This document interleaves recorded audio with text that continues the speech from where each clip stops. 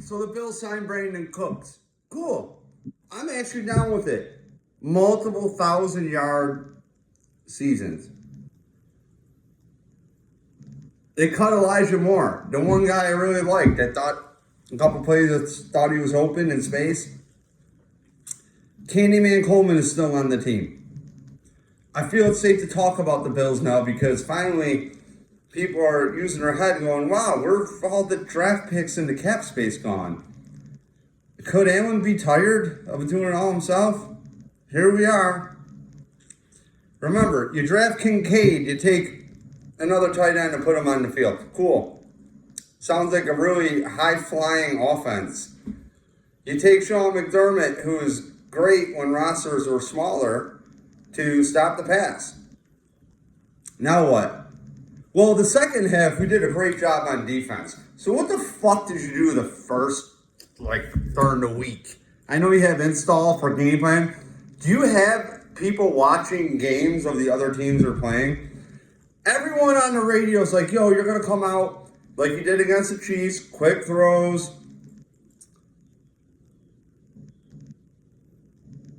What happened against the Texans? I drove into Brooklyn and caught the game at the Brooklyn Backers, and I forgot the name bar. Really rude. Met a couple people.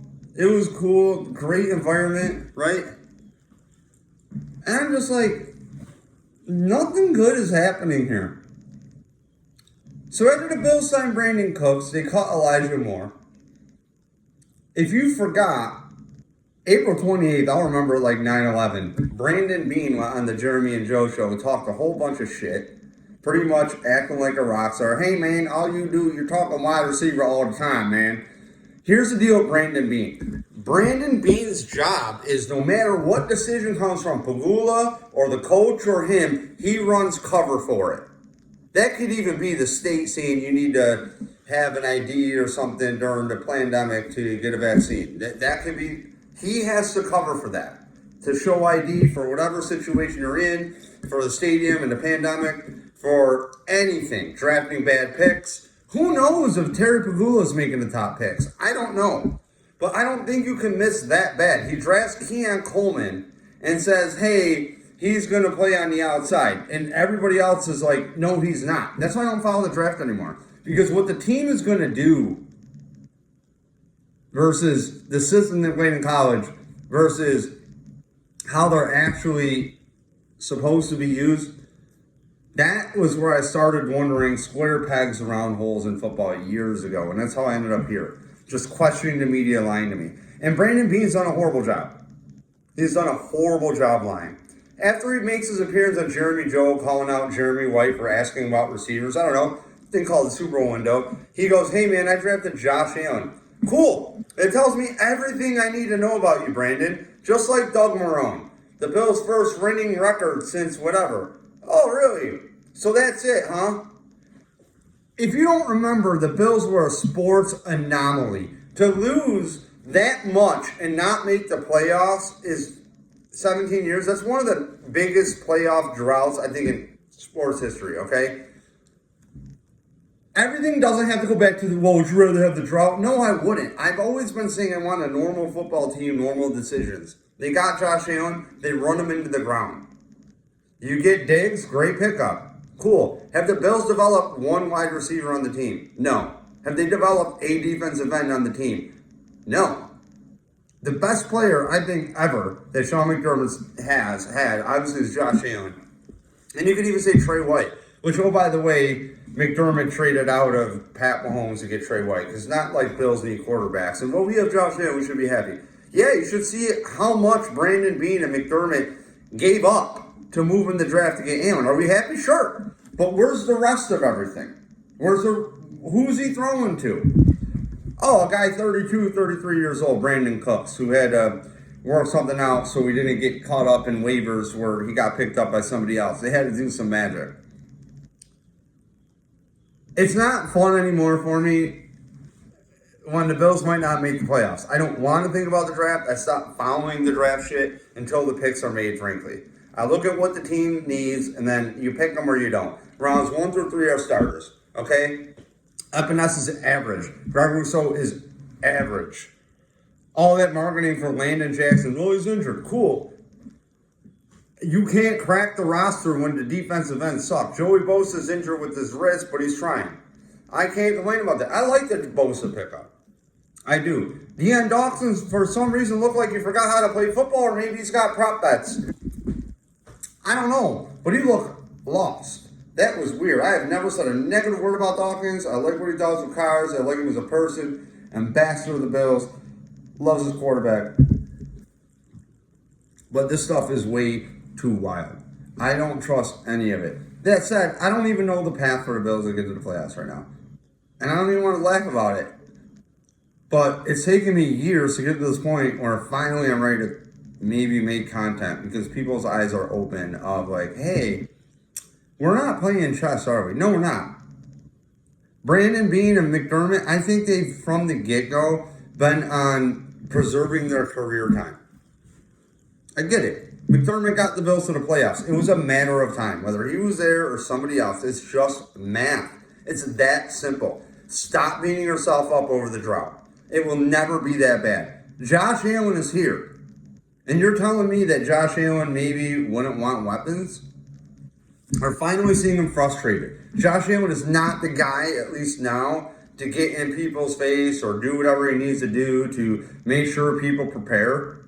But are these people on the team working outside of work? Are they putting in the work? I don't know if they are. I really don't. Because this team looks a mess. Bernard's out there hobbling. He's trying. A lot of guys are trying. Cole Bishop out of nowhere. Light is on. Jordan Poyer, yeah, he's a little older. But you know what?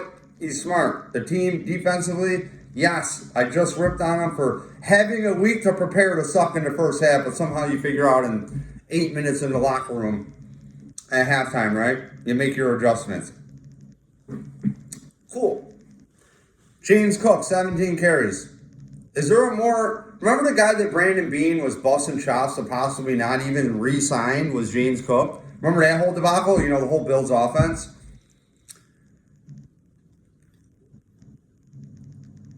I don't know what the Bills are doing. I really don't. I think for years they've been running this way. And last year when I'm watching the team, I just wanted to puke in my mouth because they kept winning on turnovers and bullshit. And what if they would have won a Super Bowl? They got a Super Bowl. The sloppiest Super Bowl ever, right?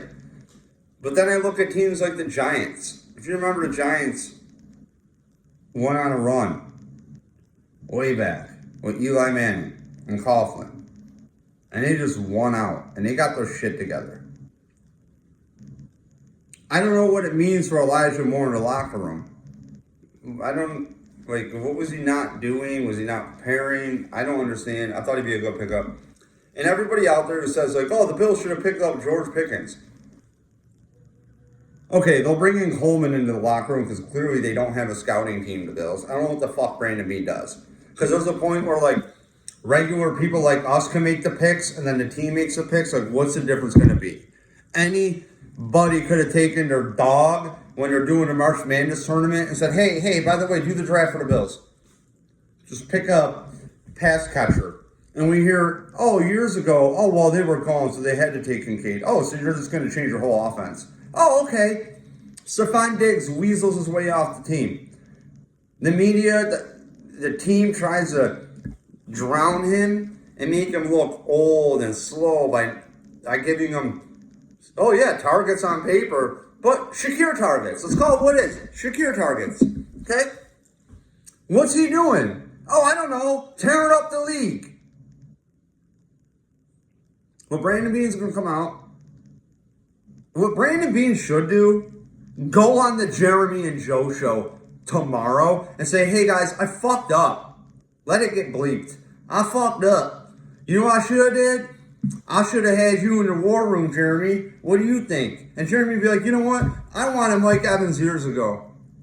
And look at him now. He might be back at the end of the season. How many 1,000-yard seasons for Mike Evans? Was that Brandon Beane time for Watkins? No, it wasn't. They were in Carolina building another... They acted like Carolina was a dynasty. Cam Newton was the biggest fucking disappointment in a meta quarterback. Meta meaning can throw it, can run it, is big, can do everything. What's happening here? They don't even have an old Steve Smith Sr. Oh, I guess the defense is just going to come down on Josh. He's going to throw a screen pass. Oh, we'll get him. Cool. Anyways, these are my thoughts lately for the last few days, since Thursday, I should say. I'll have a detailed game preview, as in like another 3 to 5 to 10 minutes on the Steelers soon. But I'm just on work wearing my Rex shirt here, and I thought, yeah, he was a clown, but he was fun. I had a great time with Rex. Not some everything's okay all the time garbage thrown in my face in the Bills meeting. Oh, there's nothing wrong. Okay, cool. I didn't sign up for the TikTok fucking Bills. I signed up to watch chess. I signed up to see like how we're gonna manage the cat. And when you manage a wife beater and Von Miller and then a dude of Stephon Diggs who's pounding that Beane left and right, and maybe dudes too, which is cool. Do whatever you gotta do. Rumor has it, you know, like I'd rather have Diggs on the team being a freak. With Cardi B clogging up the newspaper, then wondering what's up with Keon Coleman, wondering how you collapsed. Like, if anything, you could make the argument that Brandon Beane needs to go now. Why? I'll tell you why.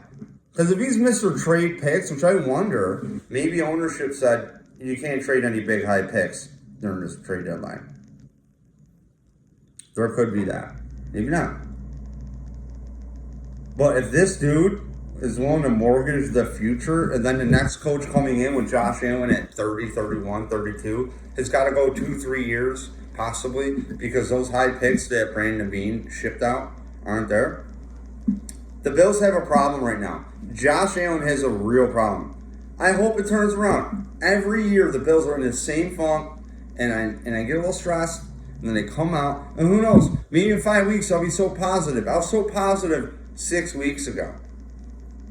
But when you weigh it out, they were playing dog shit teams. And at the end of the day, Keon Coleman did not put in the work. Keon Coleman is not a professional football player. And the Bills are more worried about the media and their image than actually, I think, building a roster sometimes. Shaq Lawson's back. What happened to Shaq Lawson round 1? Oh, he wasn't a Rex guy, or he wasn't a McDermott guy, so he doesn't get a real fair shot. So you signed Trent Murphy. What happened with Trent Murphy? I liked him because he had PED thing.